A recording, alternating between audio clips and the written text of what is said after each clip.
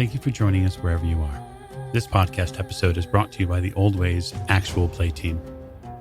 This actual play uses the 7th edition Call of Cthulhu tabletop role-playing game rules by Chaosium.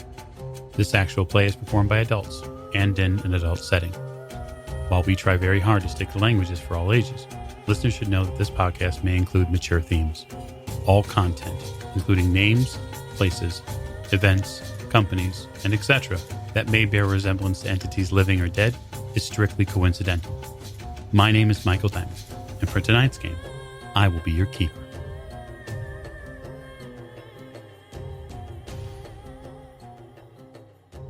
Thank you for joining us again on another episode of the Old Ways Podcast. I'm your keeper, Keeper Michael, and we return to Masks of Nyarlathotep in the Egypt chapter tonight. So before we get to our introductions, I would like to thank all of our Patreon supporters.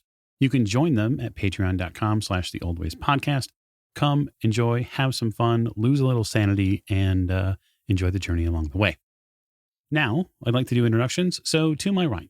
This is Tiffany, and I play Maeve O'Shea, and guess what? I'm reading books. This does not shock me in the least. It should. To Miss O'Shea's right. This is Morgan. I play Lillian Lane, and I, too, am trying to read a book. Yeah, you seem to have developed a nosebleed. We'll get into that a little bit later. At the end of the table. This is Jake. I'm playing Jack Doyle, and I am not reading a book. I am enjoying the wonderful sea air. You know, the Mediterranean is fantastic this time of year. Oh, yeah. And it's so there's much nicer than January everywhere. I mean, February or March, wherever the hell we You know, I think it is fortuitous that as we, during the recording, are going into the winter months here, we are going into the beauty and luster that is the Egyptian sun. To Jake's right. This is Lonnie, and I am present at the table. Which means, And that's all you get to know. for now. Welcome back, Lonnie, officially. Glad to be back. To Lonnie's right. This is James. I'll be playing Dr. Sigmund Tottenbach. And, well, I pretend to be a book. I don't know. Entirely possible. And last but most certainly not least. This is Alex. I'll be playing Sam Beron, and given recent opportunities, I may have secured a future for myself in a growth industry with perks like international travel and creative opportunities for problem solving with life-altering interactions with new and interesting people. Yeah. Wow. Absolutely. That's a lot of words for smuggler. I think the two words you're looking for is contract killer. Yeah. So we raise the curtain tonight aboard a vessel, which is nearing the end of its journey to a port, but not Port Said. More on that later. We'll be getting to a different Egyptian port, one that is maybe a little bit less frequented. But before we get too far along in our voyage tonight, we'd like to check in with Dr. Tottenbach, as he was not available. He was a little busy the last couple of recordings, but now he's freed up, and we'd like to get to know, over the past 4 days of the voyage, what do you think Dr. Tottenbach would spend his time doing primarily? I would say that Dr. Tottenbach has spent a good majority of the time. Actually, he has been probably reading a few books. You know, I mean, that is apparently the thing to do now. That's the hip activity. Some books on psychology, books on dreams, and he's spending some time in meditation and sleeping. Okay. Yeah, the sea air is probably, even though you're not necessarily so much a fan of water as we know, Doctor, the internal portion of the ride is you're able to place something in front of the window as to block out that as necessary.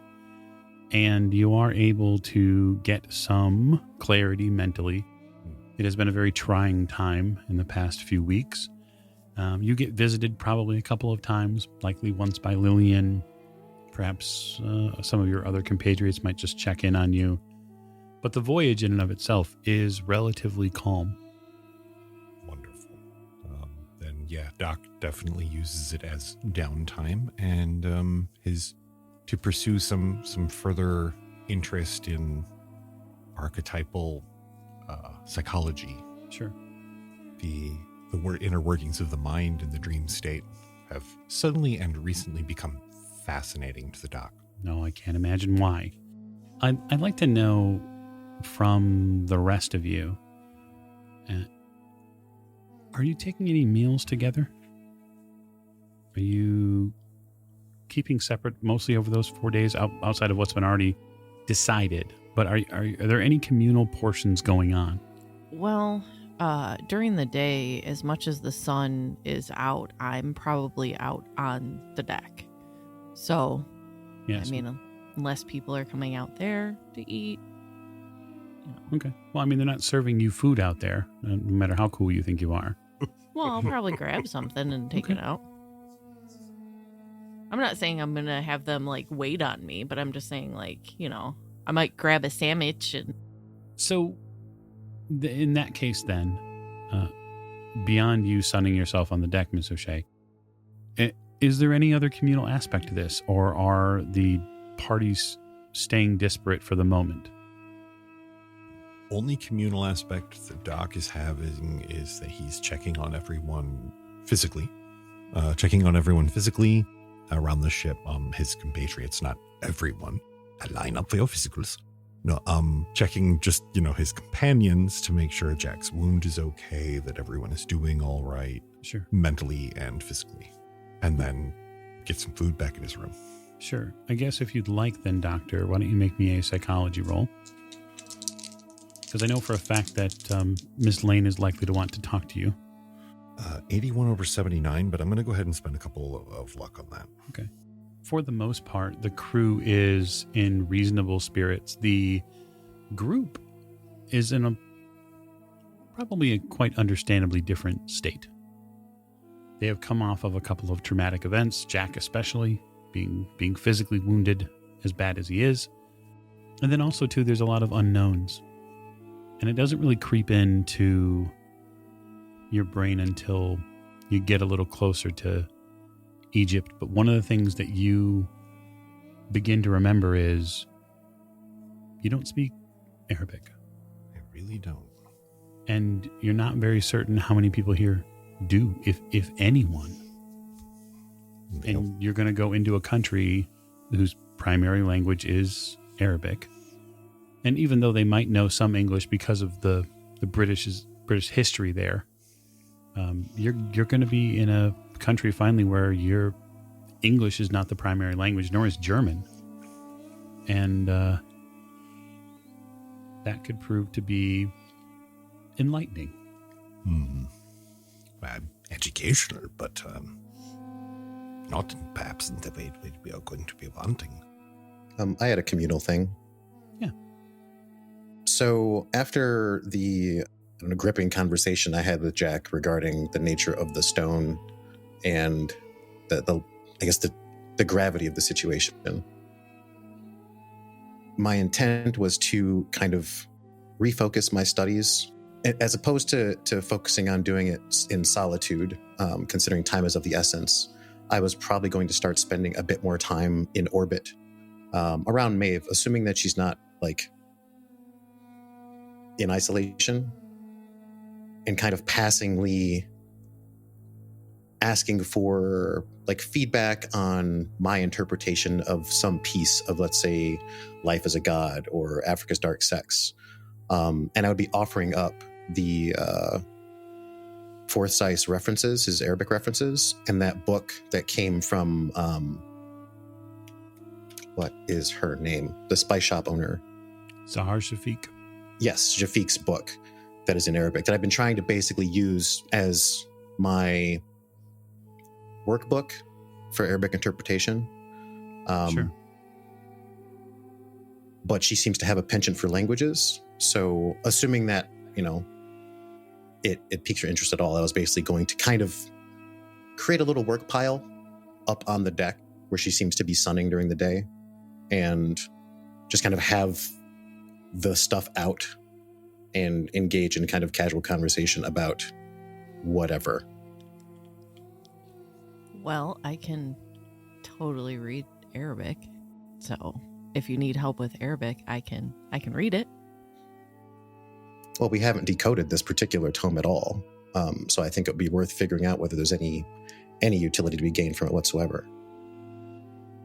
Yeah, I'll go ahead and give it a read. Give me about,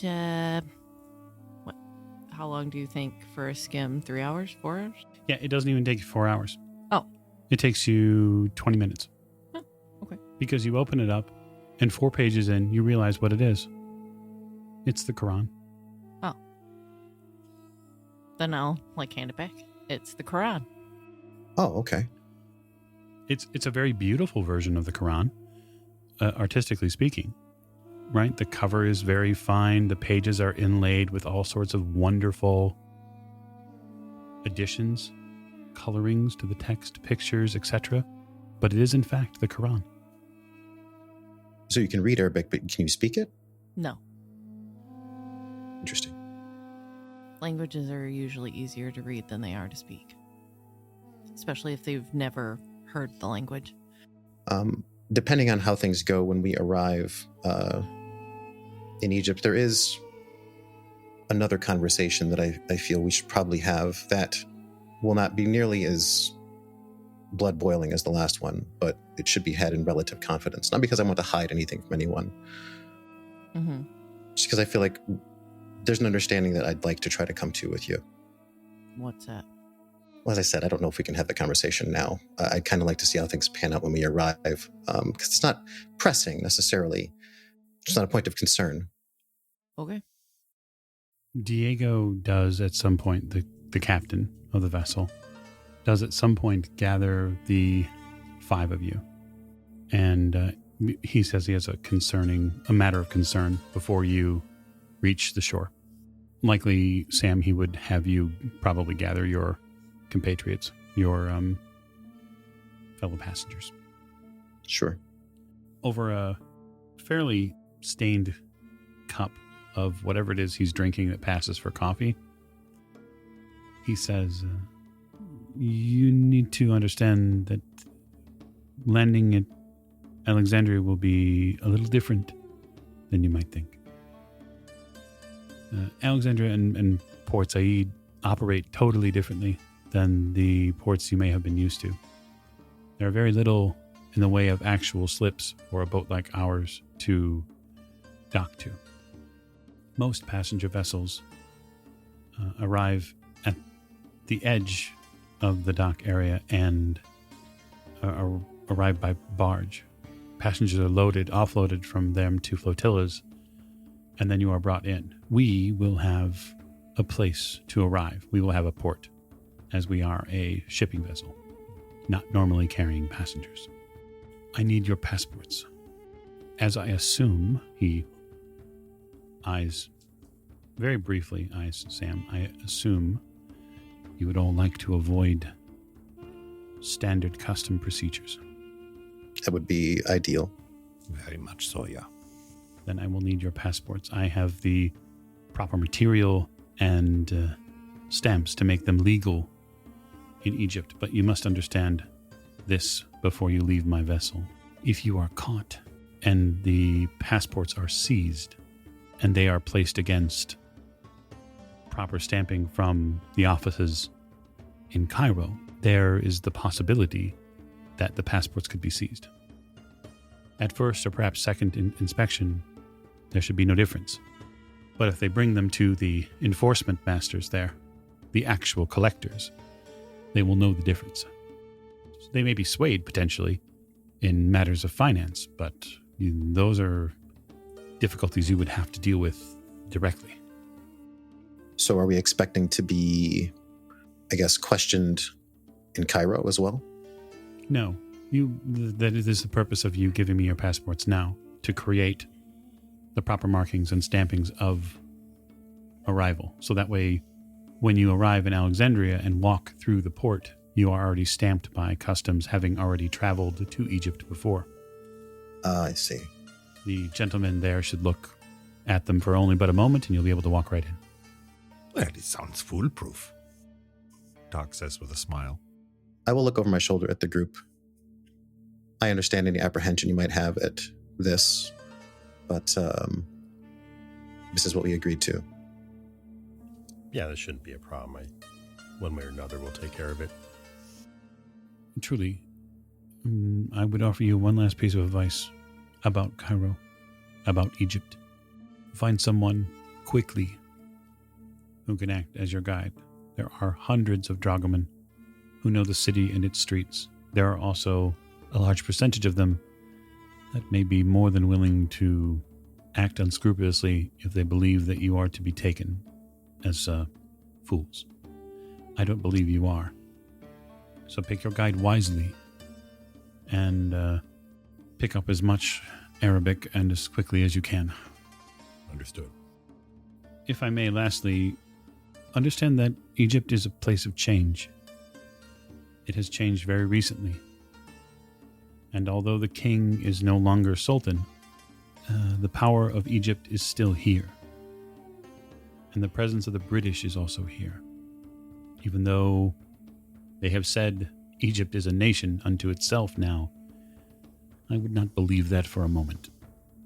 I have never known them to give up good real estate. No, nor precious artifacts, which anyone at customs will be key to search bags for. I do not know your ends here in the country. I do not want to know them. It is safer for everyone.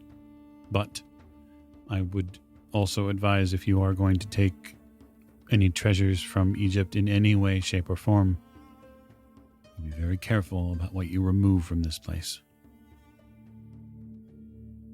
Now, we should reach dock in less than 3 hours. Once we are there, you'll exit, and we likely will not see each other again. Your passports, please. Doc hands over his passport without hesitation. Yeah, I'll give him my passport. Okay. Over the next couple of hours, what he does is essentially 5 very well-crafted forgeries of your passports. He doesn't change much of anything other than your entrance dates. And so that way he tells you should be able to walk through the port and simply show them, oh, yeah, we were stamped a couple of weeks ago. It's good for however long, and we should be fine. We should be able to walk right through.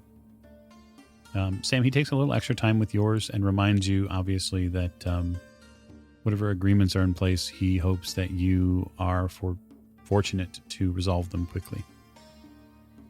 I pay my debts. I'm certain you do. I do have a question.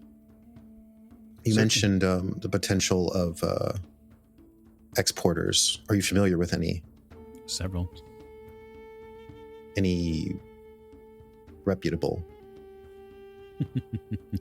Reputable and disreputable, my friend. Reputable as in you value their reputation, and they do. Oh, certainly. I know one or two that I would potentially trust with the right type of cargo. Is there something you're looking to move out of Egypt? I would say anything is possible. Well, I head back to Venice, and then I am off to a few other ports. I don't know when you are planning on leaving Egypt. I doubt you do as well. But if you have need of him, I could give you a ship captain that I know. I just kind of offer him a slip of paper. Yeah. He writes down a first name. His first name is Andre. And he gives you the location of his housing, his where he does his shipping and receiving. It's in Port Said, which is pretty common. It's the major port that runs through for the Suez. And he says that if you need to contact him about shipping something anywhere in the world, Andre is a person that he would contact. Should I mention that you referred him? Oh, clearly. Yes, we are friends. Well, friends perhaps is a strong word. We are acquaintances. We respect each other's business acumen, if you understand. Friendly competitors, then. Clearly. He operates in lanes that I do not. Makes sense. As I said before, there are collectors among us, so should not be surprised. I appreciate it. Yes, indeed. Now, make yourself ready. So what I'd like to do now is, before we make landfall, I would like to give the investigators here the opportunity to do a bit of character advancement. It has been a little while since we've done it. You've had a chance to go over some skills, so we'll just go around the table, minus our returning guest, Lonnie, as he has his own troubles to deal with at the moment. And we'll see if you've got any skill ticks, and we'll go through them, and then we'll give you some luck and go from there. Oh, and rewards as well. You have rewards to pick up from Paris. What So, are those? Rewards? Oh, sanity rewards. Oh, my. Woo! Yes. Sanity rewards. All right, Miss O'Shea. Do you have any skills that you have the potential to raise? Yes, I have. Start us off, please. Sing. Ooh. No, that's a 61 out of 68. All right. Fighting Brawl. That is 36 out of 47. Nothing. Yep. Occult, which Mhm. I definitely am not going to raise. We'll see. 52 out of 83. Yep. So close. And spot hidden. 71 out of 75. That's a big goose egg for me. Mm-hmm. Woot woot. Would you like some luck? I like some luck. Always want luck. I mean, I can. So go ahead and roll luck.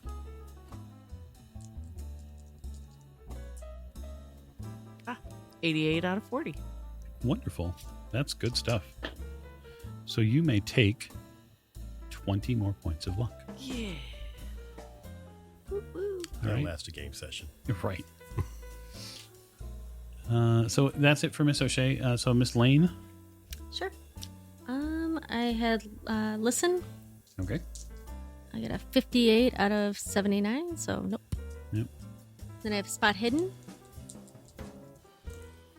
And I got a 38 out of 88, so that's a big nope.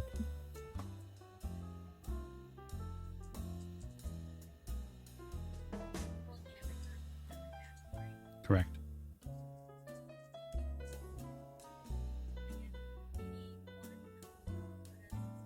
Okay. So you get some luck. You get 13 points of luck. Jack. All right, let's start with fast talk. That is 67 over 62. Sweet. No, 67 over 62 for fast talk. Okay. You want me to roll or you want to? No, I'll roll. Okay. Just D10. That's 9 more points. Ooh, Okay. very nice. Shotgun. No. First aid. 57 over 30. Take another point of first aid. Ooh. Fascinating. Big rollers. Big That's rollers. Listen. 57 over 42. 5 more points. Well, I'm not going to bother rolling spot hidden. Yeah, no. Stealth. That is definitely not over 82. So that's that. And luck. Okay. See if I can beat 96. So close, but no. Very well. Doctor. All right. I don't have that many skills to improve. Firearms. 36 over 20. Okay. 7 more points of firearms. So, next, medicine. That is a 46 under 82, so squat. And lastly, psychology. Which is a 41 under 79. Yeah, it's a tough one. And that is it for me, sir. Luck, sir. All right. 96 over 43. Definitely. So that is 11 more points of luck for the doctor. Yay! All right. Sam, Yo. let's go through some skills. All right. Acting. That is a failure. 89 out of 65. Yes. 2 more points of acting. Ooh. 67 now. So climb is a success. It's 40 or 59. Keep going. Doge. success 44 over 79. Rifle shotgun is a success 52 over 74. Jump. A failure 77 over 42. Take 3 more points of jump. Yay. Jump's a very useful skill. Listen. So success 46 over 63. Mhm. Let's see, mechanical repair. Say failure 73 over 60. Okay, let's see here. That's 3 more points of mechanical repair. Spot hidden is a success 52 over 58. And stealth, or sneaky sneak, is a failure 87 over 83. Oh boy, that's an 83. Okay. All right, so I would like you to add 8 more points to your stealth. Yes! And I'm going to roll 2d6. What's that mean? Well, you have a skill of 91, I do. and that means that you've reached the 90 percentile rank for a skill. And that means you have effectively achieved mastery in that skill.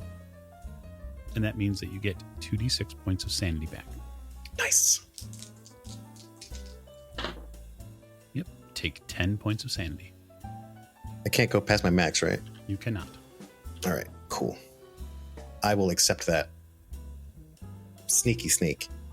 Up to you as to whether or not there is any Arabic or Cthulhu mythos, anything. Yeah, it is. I will give out mythos. Well, actually, yeah, we'll talk about your mythos in a little while after the reward stuff. You have a sanity roll to make. Good that you just got sanity. Okay, so I am going to award some rewards for the Paris portion of the story. These are rewards for pretty much everyone. Oh, luck. I'm sorry, I didn't do luck. Oh yeah, go ahead. Sorry, do luck. With a hard success, 18 over 47. Yeah, you will get 13 points of luck anyway. Nice. Okay. So for the Paris portion, there are some things that the group accomplished, right? So for locating and confirming the photos from the ferry, D4 of sanity back. Because you've also removed the last portion of evidence of that event happening. So there are no more photos of that event now, as you have them, and the negatives. So you can all take 2 points of sanity back, except Yulani, obviously. Sorry, man. Jack, for dealing with the cover-up associated with Miss Lane's bout in the hotel, you may have a point of sanity back. Congratulations. Thank You kept her out of the papers. For dealing with the Beast of Paris, which is kind of the epicenter of what the Paris chapter was about, I am going to award you a D8 worth of sanity return. Because, quite frankly, you put down a child-killing ghoul, which is a pretty nasty event. Okay. And you may take, all who are involved in that may take 6 points of sanity back. Congratulations. A little worried over there, Miss Lane? Mm-hmm. Okay. The Mediterranean in the next few hours eventually gives way. It gives way. It cedes its mighty and powerful depths to sandy shores, palm trees, beautiful Egyptian breezes. The deck over the past several days, Miss O'Shea, has been wonderful. The Mediterranean has been warm, and every day beyond the first has gotten warmer and warmer. Well, when I'm alone, I will probably expose part of my back Sure. to get extra warmth. But Yeah, it's done a number over the past 3 or 4 days on the tone of your skin. You've bronzed quite a bit, no, I'm sure. which is a little strange for someone of your normal skin tone. Right. The crew really is your first signal of how close you're getting to port. They become very busy. They begin buzzing around the ship and preparing shipping containers and there's almost a song that kind of kicks up between all of them, that they're seemingly fairly happy about where they're ending up. It's kind of infectious. Like their camaraderie, their teamwork, they're just pure joy at being together is maybe a little bit in contrast to the 5 of you collected there at the edge of the boat. You get your passports returned to you. I'll check them just. It seems Diego's done a fine job. It looks like you were checked into through customs about a week ago. And so he tells you that's the story if anyone asks. Thank you very much. You're welcome. And be careful. Egypt is a deadly place. I'm always careful. So you can see out in as the water comes up towards the shoreline, you can see the flotillas in the distance. And they seem to be unpacking people into these large, wide, like flat bottom barges that kind of float towards Alexandria there. And you're overcome by the sea of people that is waiting at the shore's edge. Whether they be young or old, they all seem to be awaiting this barge as it stops at the pier and unloads just a gush of life. It's just humanity exits the boat. And people line up for customs and that sort of thing. And you can just see beyond that crush of people in the actual market itself that sits at the edge here in Alexandria. There are pack animals and people who are ready to accept all of these new foreigners into their land. It's almost this rapturous joy with a little bit of frenetic energy behind it. You dock a little bit away from that in this place where it seems that boats that are doing regular cargo shipments take port. And Diego reminds you that to go and to get off the boat as quickly as you can. We'll make it quick. You see ropes come out from the edge of the boat, and the sailors aboard the ship start lashing them out and hooking them on the pier. And they push the plank out, and it lands hard on the pier. And a couple of sailors just immediately run off and begin tying off to make proper landfall. As soon as it is available, I am on shore. Yeah. Yeah, clearly I'm sure that you're off first. Yep. So you disembark, and the rest of you can continue thereafter. Getting back on land probably takes a few minutes to get used to, just because you've been out at sea. The land kind of moves back and forth a little bit. You immediately notice the heat. All of you do. It is warm here, warmer than you may have expected. And even after shedding a little bit of clothes, you can tell that the Egyptian sun is as advertised. Great. Yeah, it's okay. You can die heat stroke too, Miss O'Shea. Don't think you can. You'll just enjoy it. Right. I'm melting. It's wonderful. Yes, Sam. Whether or not it is to Diego's chagrin, I will likely be relieving the boat of a handcart for transportation of our stuff. I don't think he's going to mind. For 2 reasons. 1, I want to be able to keep an eye on all our stuff. Mm-hmm. And 2, I just really don't want to have to drag a bunch of stuff around.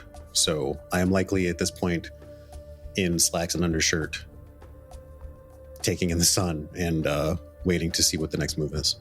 Sure. Yeah, I mean, from the shore and from the piers, it looks like it wanders directly up to the markets and to customs and then beyond, there's a definite bottleneck. Like you get off the pier and there's really one direction you get to go. And that's deeper into the city. Are we planning on staying here, or are we trying to make our way to Cairo? Well, we're going to make our way to Cairo as soon as we can. Well, we should probably find a guide like Diego suggested. I don't speak Arabic. And nobody wants to talk to me anyways because I'm a woman. So Those of you Also true. with spot hiddens above 70 are already noticing that you're getting eyeballed by locals. I have already covered my head up with a scarf or something. Okay. You're covering yourself with a scarf. To my hair and stuff to be respectful of the Sure. Plus, you figured Customs. that it would be a good shade from the sun. from the sun. Mhm. Yes. There are a lot of men here wearing hats or wearing more culturally appropriate headscarves. There's a lot of flowing cotton here. A lot. A lot of folks dressed in white. Gonna have to change our standard outfits. Yeah. Yeah, the suit, Jack, that you're most used to wearing is a little warm. I mean, luckily it's spring in Egypt, so it's only like in the 70s. But still, I just happened to look it up because I wanted to know. Yeah. At the moment, it At is the in the moment. 70s. At the in moment. the spring, and so It is officially March. You make your way down through the port into where customs is at. And so as you move your way through customs, I would like, and we'll call for, a group luck roll. So the person who has the lowest luck will roll for me. I get a 54. Mine's a 60. I have 96. Don't look at me. I have a 76. Looks like it's on you, Buttercup. Holy crap. What's it is Alex have? 60. Okay. 63 over 54. Okay. So you begin to go through customs piece by piece, and all of it goes fairly well until one of the suitcases, as it's on this cart, falls off just by the nature of the cart being pushed, it being inspected. And when it does, one of the hasps on it, one of the latching portions of the suitcase comes apart. And the suitcase is a bit exposed. And for the briefest of moments, you see the stock, the taken apart stock of a shotgun. I will promptly put my foot on top of the case and clamp it shut and mutter to myself about being such a klutz. I'll make a bit of a show of it. I would like you to make a contested dex versus my spot hidden roll. So you're going to roll dex and I'm going to roll spot hidden. And Okay. we're going to find out if someone notices. Would sleight of hand be easier? I suppose, whichever. Well, yeah, I'll give you sleight of hand, and it'll be more skill versus skill then. Okay. Success, 27 out of 53. Very good. You get things clamped back down. The pressure you apply to the case pushes the stock back in. Given that you're in the area, Lonnie, I would like you to make me a spot hidden roll. 3 out of 55. Very good. Extreme success. So you not only spot the suitcase as it falls off the cart, you spot the shotgun stock in it, and then the gentleman who's pushing the cart, you spot him, we'll say, deftly covering it up. I'm so sorry, miss. The customs agent does not notice with his 92. Holy crap. Yeah, it was pretty bad. Well, I'm very interested in the fact that this is... I will take note of this, but do I see who I'm looking for? You do indeed. Are they with this person? Seems to be. I will immediately head over that way. Okay. So as you guys move out of the customs area, you begin getting, I guess the nicest way to say it is verbally assaulted. you get assaulted with a cacophony of people who are coming up to you offering their services. 90% of them are in Arabic or some type of dialect therein. There are a few English speakers here, but the English is very rudimentary. They are offering services to the best hotels. They're asking if you want to see the pyramids. And by rush, I mean it's probably 8 or so of these tall adult guides, along with scores of young children. Some of them are like putting their hands on cases in the expectation that they're going to take you to a hotel. It's a feverish rush to get to you. Yeah, now we're no wait back. I put myself like in the center of us because No. I'll be very uncomfortable. Okay. Totally have to watch our wallets. And I'm resecuring all the things that are attached to the cart. Okay. Yeah, you resecure a few things, and you continue to hear these calls in what you believe is Arabic for their people offering their services, Doctor. You keep hearing some similar words, so you understand that they must be offering something, and then a couple of words in English, poke through. Stuff like hotel. You hear Cairo quite a bit. To the Grand Hotel? Is that where or have we booked one? We haven't not booked a hotel? Not booked a hotel in Cairo yet. Booked a hotel in Cairo. Okay. to make our way to the train station between Port Said and Cairo. Well, Alexandria has its own train station that goes from it to Cairo. You'll have the opportunity to take the train there. But yeah, Lonnie, you do see what you expected, right? The crush of all of the other dragoman and their associated helpers are here to pick clean the foreigners and tourists as they arrive.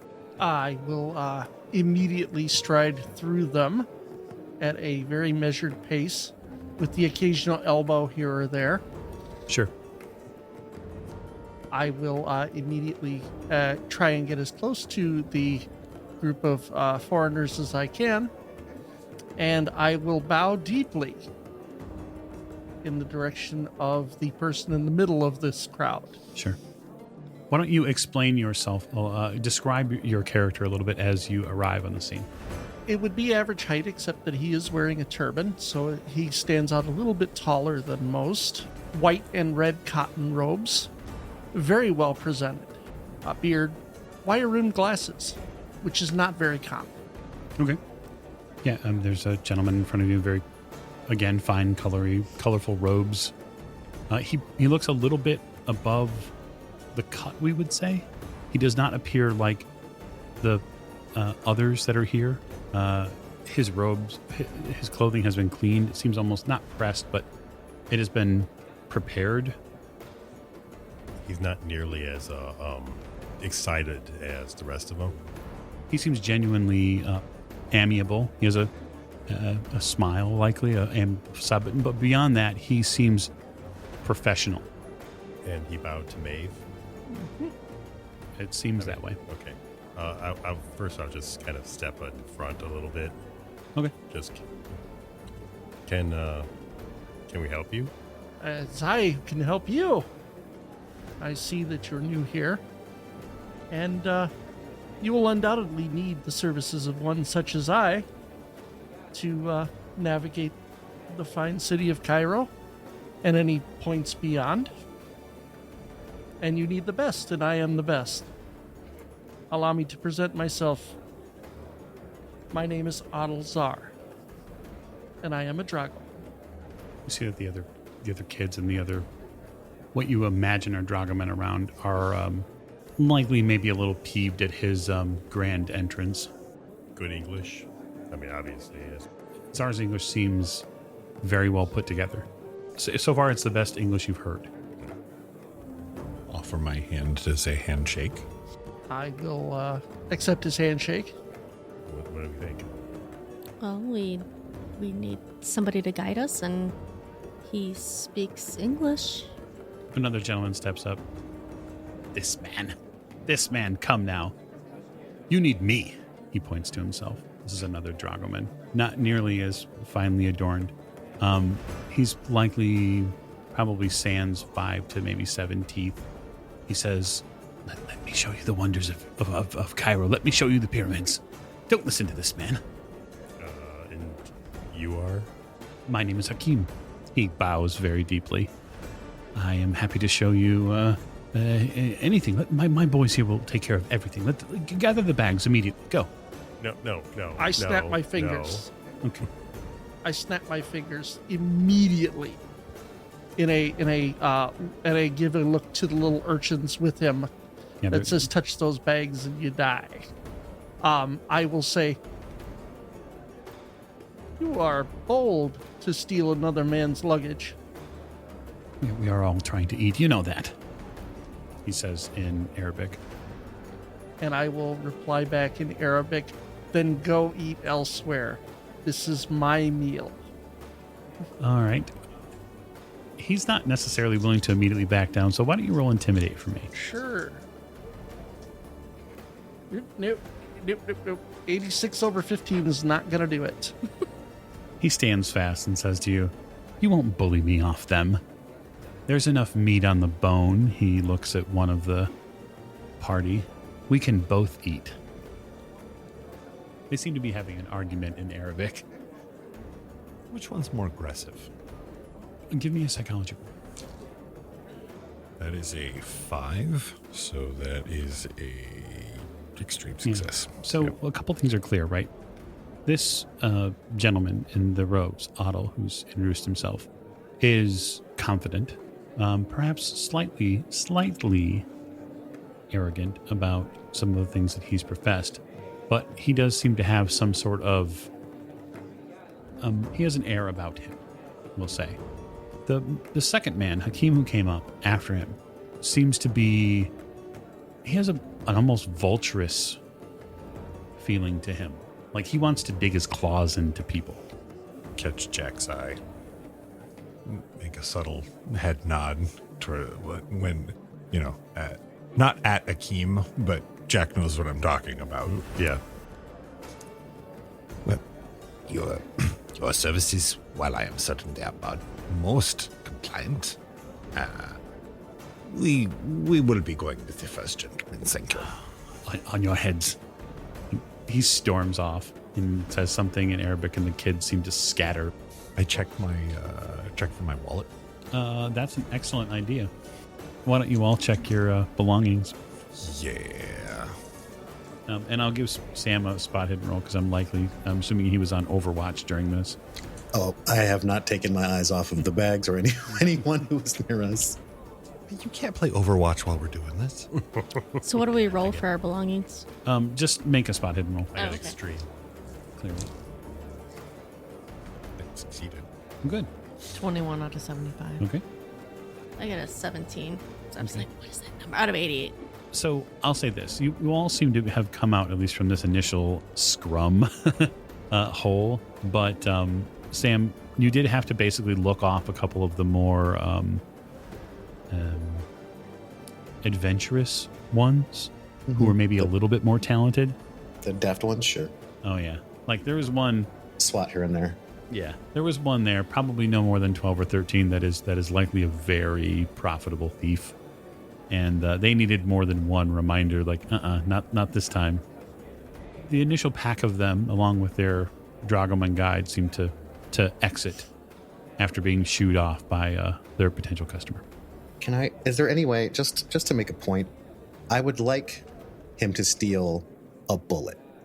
No, I think the kids are probably going to drift at this point. They're gonna go attempt to feed somewhere else. Okay. Like the pack of wild Dickensian street urchins. Listen, they're all Dickensian, Right. They're hyenas. They're out to chew and gnaw on what they can get on. That's how this works. Lonnie, you're. It seems for the moment you have a few moments of breathing room. I will bow again and say you've made a most excellent choice.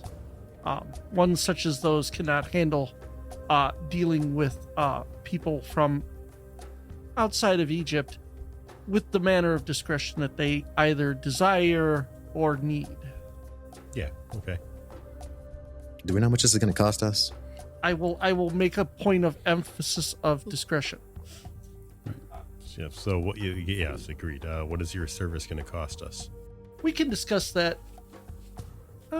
There's a standard rate. Mm-hmm. We can discuss that. It's not. You're a large party. This will be profitable for all of us. I will say. But first, what would you prefer to do? Secure your luggage? Well, We should find you lodgings. Well, we would like to get to Cairo as soon as possible. Indeed. So, Lonnie, you would know that Cairo is about an hour or so via the tram that's here that runs from Alexandria to Cairo. It is likely going to be a packed train car.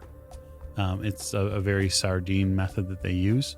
There are other methods of getting to Cairo. Yep. Like if your new charges would like to potentially rent some sort of vehicle, you're talking about an astronomical cost to get a hold of an automobile out here. You could try to angle for something a little bit more private as far as the train goes, but you would be waiting basically until nightfall to go to Cairo. They're going to have to get used to the public transportation in Egypt. It'll be okay, Miss Lane. We should probably get a change of clothes too, Yeah. so that Right. We blend in a little better. a little. A little. Are there any nearby clothing shops? You're not sure? Could ask your new friend. Well, I would like to. I would like to have them secure their luggage somewhere first. That seems to be the priority here. That's not a terrible. So where do we go secure that at? So my suggestion would be to, for the moment, take a room in here at the port. It's not the greatest, but we can keep your possessions safe there. And while I secure transportation more fitting to the status of your group, perhaps we can see if there's anything you need while we're here. There's the market, there are some shops. How much time are we planning on spending before we can be on the move? It will probably take several hours. You have to thin out the crush of people who have just come off the boat, and then all of the associated personnel who will be headed back to Cairo to do this again tomorrow. And I would not like to share a train with many of them. It sounds reasonable. Yeah. Yes. Yeah. Like, We could all probably use some more appropriate clothing. So you go to the local marketplace with the assistance of your new dragoman Awdel. And over the next couple of hours, you tour the market and have access to some relatively reasonably priced clothes. And I think relatively is an understatement. The markets here for you are pretty financially easy to get into. Awdel, you would know that they're going to be paying way more than they likely should, but that's because they get the foreigner treatment. Yeah, they're getting the tourist trap. You're doing your best. Yep. To make adjustments in Arabic, like, hey, don't rip these people off too much. Yep. That sort of thing. So I guess given the availability of clothing in the marketplace, as long as we're not too extravagant, why don't we redo the physical description of our characters for the new chapter? Miss O'Shea. Well, now I'm tan with chestnut hair. And then I'm just going to pick up whatever clothing seems to be appropriate for women here. Whatever's. I mean, there are both Arabic and English styles here, right? Cairo is, or Egypt, Alexandria included, is a major port city. Okay, well then whatever's going to be comfortable. So probably something white or, Yeah. like something loose and, Yep, nice. I'll make recommendations. yeah. Okay. So there are both dresses and pants available. Although there are likely way more dresses than others.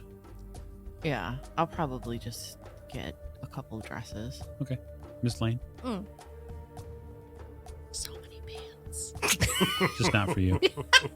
They won't sell you any. No pants. Fuckers. All right. End of the line. 1 month. Dresses will work much better where you're going. Wait, Whoa. there's no roads where so I buy a lighter colored cotton dress, a couple of them, to kind of help, because of the weather and to match the current societal norms. And I also buy some of the headscarves, like the lighter headscarves that Sure. they have there.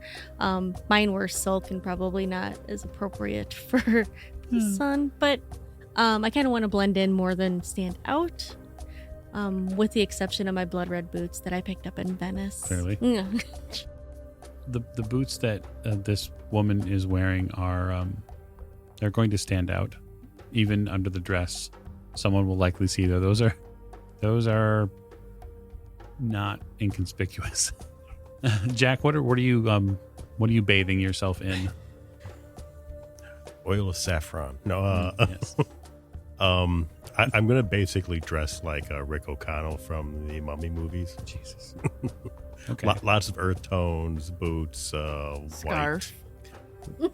You know what? I don't know. Ascot. He Yeah, needs I- an ascot. Yeah. Oh, was it an ascot? I thought it was. I think it was more of a scarf actually, because Yeah, it like came down. But yeah. actually, in the desert, there's very good reason for that. Yeah. Right, Yep. yeah. Cover your Keeps face. sand from getting in your face and down your In your neck, mouth. in your Yeah. mouth. And, yeah. Get help from Awdel here for the kind of stuff that I would need to wear if I went out into the desert or. Well, it's fairly clear to you, Awdel, that this gentleman here is likely some part of the group's security detail. Yep. He clearly needs clothing that can befit and hold, extra additional ammo. He probably will need some leather belts to carry such things, and then maybe potentially a bandolier of some sort. But you will also be aware that he will likely need a permit, because while it is acceptable to carry weapons in Egypt, you need to have a permit for them in case the authorities ask. So I will make note that when we hit Cairo, one of the first things I have to do is secure a permit for it. Mm-hmm. Doctor? Doctor is going to find a nice, Egyptian cotton is literally too good to pass up. Sure. So he's going to find like an 800 or 900 thread count, like loose white suit, something to reflect the sunlight, Okay. and a couple of like thinner undershirts to wear for the days that are really hot, and a broad brimmed hat. Okay. Something to completely block and also in white, kind of like a Panama Jack style. Sure, that's reasonable enough to find, likely. Sam, are you making any outfit changes? Sure. I'm probably going to go with kind of safari wear, loose pants, tall boots, and probably like a light, maybe like a twill jacket, something that'll hang a bit. And I want to get myself a pith helmet. Okay, a pith helmet. Mhm. Sure. It's You never know if we're going to be lurking around in ruins. I don't want stuff Sure. falling on my head. Right. We just got to Egypt. It's a little soon to be pithed. And I will, So you- I will of course, find. I'll make sure that all of my harness and such is properly, concealed, and basically that's why I'm getting I think it's called a battle jacket, whatever these things are called. It's just like it's like a light twill or a cotton jacket. It's like broader at the waist. There's lots of room for stuff. Sure. So, a couple of things are fairly clear, Awdel, and that is your new customers, your new client, are making pretty much the expected moves as one enters as a tourist. Now, the clothes will not they will not shield them from being seen as tourists. They're merely playing a part in some sort of theatrical play, like they do in the Azbekaya Gardens. Right.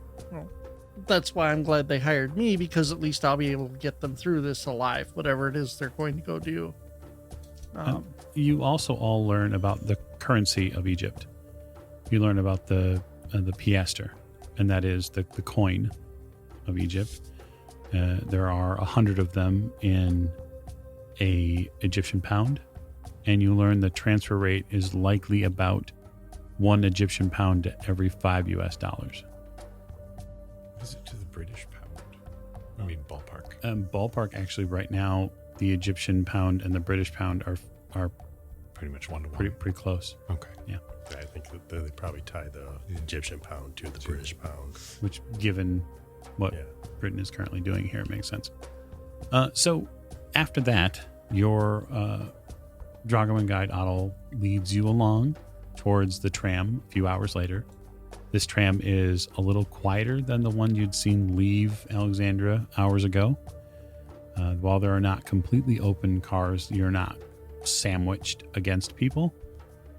But Awdel, you are fairly familiar that once the tram reaches Cairo and the streets there, it is foot traffic as you go.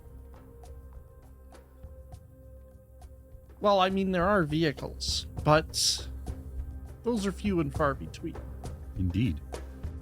You all board. So we have some time on the train, right? But you have time yet. I'm going to box Awdel out a little bit Mhm. and kind of encircle the group. So there's something that's been kind of bothering me about how we intend to land in Cairo. And I'm concerned that our reliance on kind of public service arrangements has been to our detriment. I feel like we have needs beyond creature comforts, and we represent kind of a meddlesome element to, the schemes of whoever it is that we're potentially working against, which makes us targets. It also tends to make those that choose to house us potential victims of circumstance. I guess what I'm saying is I think we need privacy, additional privacy, and potentially security to operate with any kind of peace of mind. I don't know what that means, perhaps a business space or some place that isn't a hotel that maybe we could rent, maybe some place that might serve as, an outpost office for some globe-traipsing arts and artifact research foundation. I'll look at Lillian. Something that might also show, our mutual benefactors in America, like Ramsey, that the legacy they might be hoping to protect will see some legitimized progress and investment, regardless of what happens, regardless of what we do. I don't know. Does anyone have any thoughts? Am I being too paranoid? No, that's not a terrible idea. I do not think you are being paranoid at all. In fact, one of the few things that I have found of to be true of the last few months is that we are almost always being followed. So I guess practically speaking, we would only need enough space to provide sleeping and privacy as people prefer, right? Maybe a space for experimentation or emergency surgery. If there are materials, maybe we can make a list and acquire them as needed. But I guess, I don't know, it would just be preferable to have a safe place regardless of how indulgent any of our requirements might be. If we really require house service, if we want to hire an administrator or this Awdel to run us coffee, it's entirely up to you. But So far he is showing himself to be quite valuable. And I'm thinking perhaps that when we are here, we are not speaking the language and we are knowing almost none of the customs. We are sticking out like the thumbs at a sore, which is good. We don't want to blend in. Looking like we do, if we blended in, that would seem weird, odd. Right. But we will rely on, what was this? Arnold? What? Awdel. Awdel. Okay, on Awdel here, for many things that, heck, I could not even find the pyramids right now on my own, and they are gigantic. So we don't really know how long we're going to be here, right? Yeah. So I guess what I'm saying is I wouldn't have brought this up if I wasn't prepared to do what is necessary on the side of either legwork or acquisition, depending on what we need. But if we aren't in agreement, then I don't know that my suggestion is worth any value. No, I think finding some kind of rooms, or Perhaps we could rent, it is, perhaps we are renting a small house or apartment. right, yeah, Yeah. that's what I'm saying. Yeah. It would have adequate space for all of us and would probably be quite a bit easier to keep secure. Right. And private. I don't know that we need something super fancy. No, as just some place that's secure and Right. Has clean water. And if there are things that we want, whether it's a fully stocked wet bar or, we can make these things happen to make people comfortable. Well, I think the idea of renting a small apartment or abode of some sort is we don't know how long we're going to be here. It could be an extended stay of quite a while. Right. And, Yeah. if we need to research things or bring things back to, we want to remain inconspicuous. Yeah. And not draw attention. And doing that in a hotel, as we've seen, has drawn some attention. And from everything I have seen from photographs and such, Cairo is mostly made of stone, so it should take us quite a while to burn it down. So we should be here for a while. We're not setting don't Cairo on fire. underestimate us. Yeah. Challenge accepted. Okay. The tram continues on for quite a while. It takes about an hour to approach the city of Cairo. This city which has seen historically so many changes in so many centuries. Each of you feel likely a little trepidation at approaching Cairo in the evening. As the sun sets here, you see before you the evidence of civilization from not hundreds of years, but thousands. One that is older than you know. And you are truly now foreigners, strangers in a strange land. And we will wait and see what trouble you get up to as we open our Egypt chapter. So thank you so much for joining us for another episode of the Old Ways podcast. I have been your keeper and soon to be your guide through chapter 4, Egypt.